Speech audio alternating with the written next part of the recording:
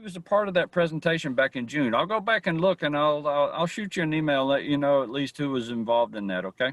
All right, that's great. And John Mayotte, just FYI, he's been the any operational stuff, the roads around Springfield College, the lake, all that kind of stuff. He's always involved in that stuff, and he's retiring. So I just saw the email. I don't know when he's retiring. Maybe the end of the year or something. It's not right away, but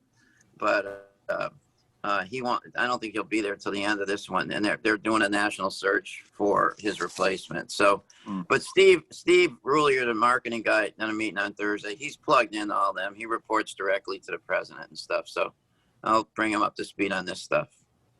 Okay, great. Hey, everyone. Thank you. We need to close the public hearing if there are no more questions. Go Chris, ahead. before you do that, I just realized I didn't hit record on this meeting. I am so sorry. Do you mind if we just go over this discussion briefly again? I'm so sorry. I had my cursor on it and it didn't happen. I just learned that.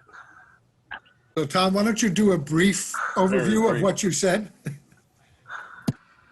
Okay. So as you know, we are on the 30-yard line with the review under the Massachusetts Environmental Policy Act. We expect a certificate from the Secretary of Environmental Affairs by October the 16th. We have submitted our application for pre-construction notification to the Corps of Engineers, where I have a phone call with them Thursday. They've agreed to expedite the permit. They have to take at least 30 days. So we're assuming at this point that we'll have their permit around October the 23rd, and we've identified October 23rd as the tentative date to start the drawdown. The drawdown will start as soon as possible, and we'll make sure that we get the water level to a stable elevation by December the 1st, which is what Mass Wildlife had recommended. We've included provisions for a contingency to refill the pond in the fall of 2021 if unusual weather conditions should present themselves, like a tropical storm or a hurricane that would guarantee about 4 or 5 inches of rain. Otherwise, trying to refill the pond in the fall is a losing proposition. Refilling it in April of 2022, like we've planned, is really the way to go. But it could happen that it could be refilled if all the work is done and there's a hurricane coming. We have the aquatic and wetland resource monitoring and mitigation plan, which we've labeled as draft. It was included in the single environmental impact report that we submitted to MEPA. We call it draft because we're looking at it as a living document, and we'll come back and forth with the Commission to review progress, review our observations, and discuss what mitigation might be appropriate, if any is required. So that's in pretty good shape. Kevin, you had mentioned about requiring 2 years of monitoring post refill, which is great, no problem with that. And with the possibility of a third, or that really, it's kind of open-ended in terms of when it would quit. It quits when you guys say it quits. And that'll be addressed in addition to that condition based on the monitoring reports and our conversations on any mitigation that ends up being needed based on your baseline work that you're doing right now, and then your future monitoring reports. And I know that the DEP and their wetlands file number issuance recommended to the Commission that you not issue your order conditions until all other permits have been obtained, because we do need a 401 dredge permit, water quality cert. The order conditions will serve as a water quality certification for the wetland fill associated with the new retaining wall on the left approach to the dam. We do need a separate 401 water quality certification for the dredging work. That'll have to be issued by DEP. We're working with the Western Region Office and Boston on, we haven't submitted that application yet. It takes a few months to get that, but as you know, we're not planning on getting in the water until the spring of 2021.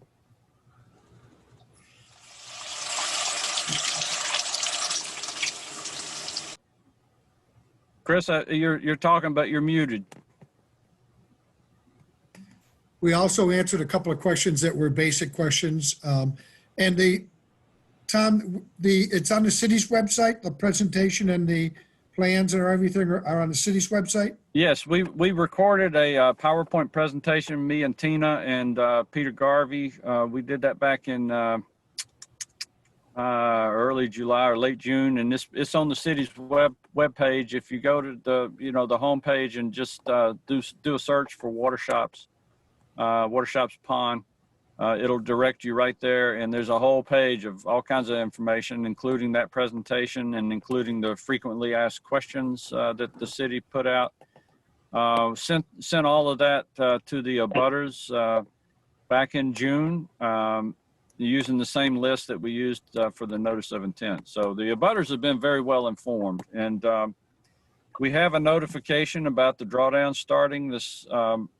The city's probably going to mail that out to the abutters and also post that on the website as well and do a press release. We want to make sure, as I said earlier, we're targeting October 23rd to start that. We could start it as late as November the 15th, but we don't want to push it. We have to get our core permit in hand before we can pull the plug, but we're targeting October 23rd, and we want to give people notice. So after I have my call with the Corps of Engineers on Thursday, we'll have a better feel for when we think we might actually have that permit in hand. But they've agreed down in Concord, Mass at New England Division that they will expedite the review of that permit application with them.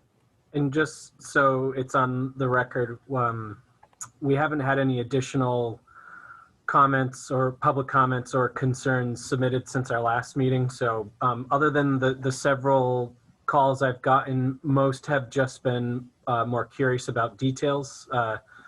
And like Councilor Allen had spoken, I think a lot of people are more asking about potential cleanup, which is a project that would happen separate from sort of independent from this project, which is focused on the dam removal. So I believe we've addressed any and all public comments that I've received.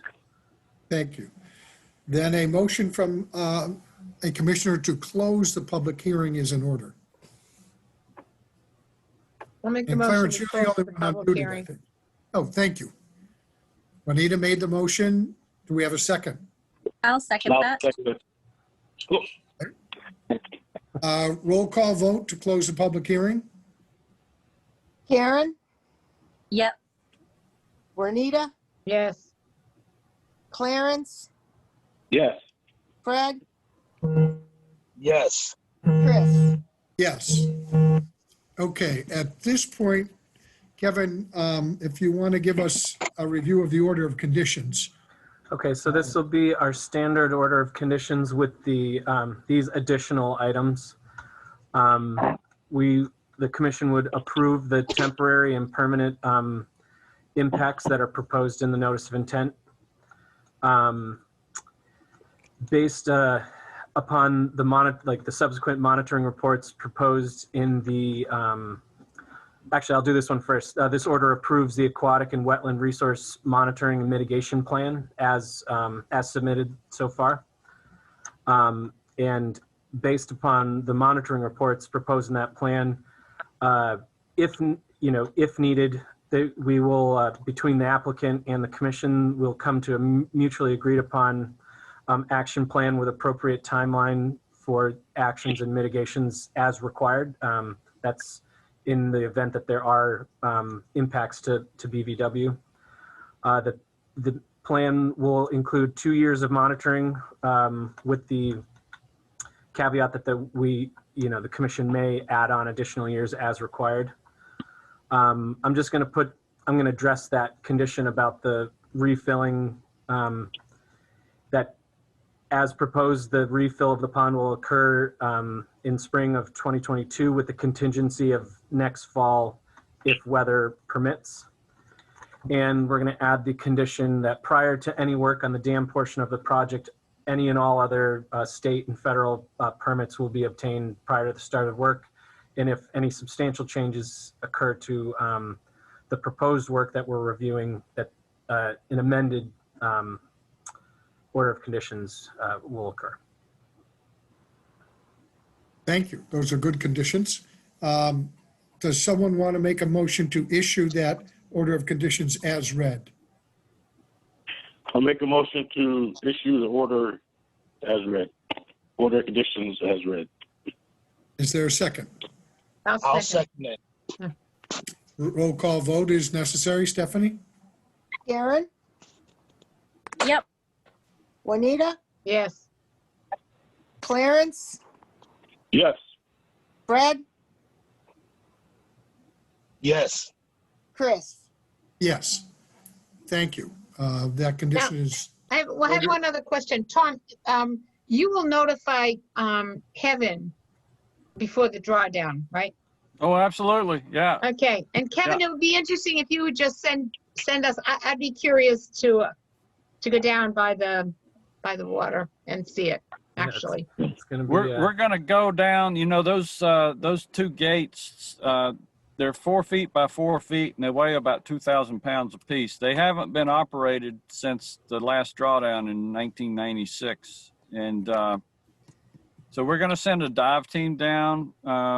We're tentatively scheduled for October 6th. It's kind of like, we think we're going to need a dive team to help open those up. We're not going to open them on the 6th, but we're just going to do some prep work, make sure that we have all the parts and pieces that we may need when we do go to open them on the 23rd. So if you want to, it's tentatively scheduled for the 6th. If you want to stop in, Kevin, and see what's happening, it may be interesting. And Yeah. and then I think the opening on the 23rd, that'll be like hitting a boat with a bottle of champagne, right? really, really. okay, the other item, thank you, Tom. Okay, thank you. I'll sign off now. Could I All just right. ask Thanks, one- Tom. All right. Oh, Can I hold just- on, Tom. Tim Allen, did you have a could I just question? ask two quick questions? One is a question I haven't been able to answer. A couple constituents have asked. When we draw down the water, where does the water go? When we stop the water, what's my answer to where does the water go? Goes down the Mill River and empties into the Connecticut River. Okay, and after that happens, the sources of the water, you know, coming from up above from 16 acres area, is still going to come in, right? Oh yeah, yeah. Yep. That nothing will change. It's just there's two holes in the dam that are about 2/3 of the way down, and we're going to have those open, and the flow will just go through those two holes. So there'll continue to be two channels that come in. They'll connect in the middle of the lake to make one channel. It'll go down to, roughly what Springfield College area. That's where the pond, the sort of remnant pond will be, and then one channel leaving that. That will continuously flow throughout the whole project. Tim, what Yeah. it'll be like the river will be back to being a river. Gotcha. It just won't be dammed anymore. Okay, gotcha. All right, that's one. And then could you just give me a relatively, general time frame of when cleanups could take place? Would it be starting in the spring? Would we have like the whole spring and summer next year to do cleanups, or, in terms of trying to get neighborhoods psyched up to do stuff and things? Yeah, you'll have at least 10 months to do that. I would say it could not occur any sooner than December the 1st. Or at least I wouldn't plan for it to happen any sooner than December the 1st of this year. And you should have all next spring and summer and most of the fall, if not all of the fall. That's Okay. what we were talking about just a minute ago. We're expecting, once we draw it down, to leave it down until April of 2022. So Okay. it's about 18 months. Okay.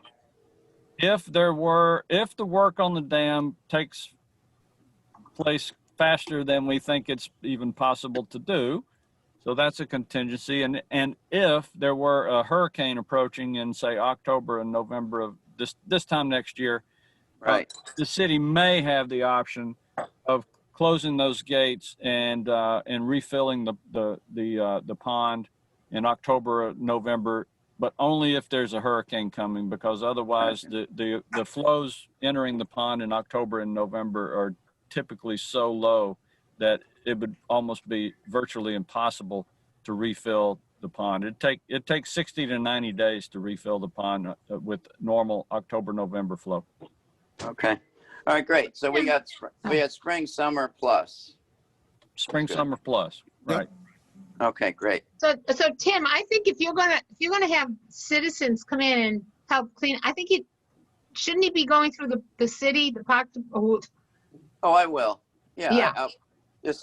I'll be connecting with City Right. Hall. I think, and all yeah. that sort of stuff. I mean, I think that would be the protocol. I don't think you should probably have groups of people going out cleaning up without speaking. The last formal one we did was coordinated with was April of 2013. We had 85 people over where Sullivan Park is, and we had Al Schwalik out in a boat and things like that. It was all coordinated through the city, so we'll do the same. I just want to make sure we're doing it at the right time. But thank you for that reminder, Juanita. Okay. I'm all set. Thank you. All right, thank you. Thanks, Tom. Signing off. Thank you all. Appreciate it. Bye-bye. Thank Thank you.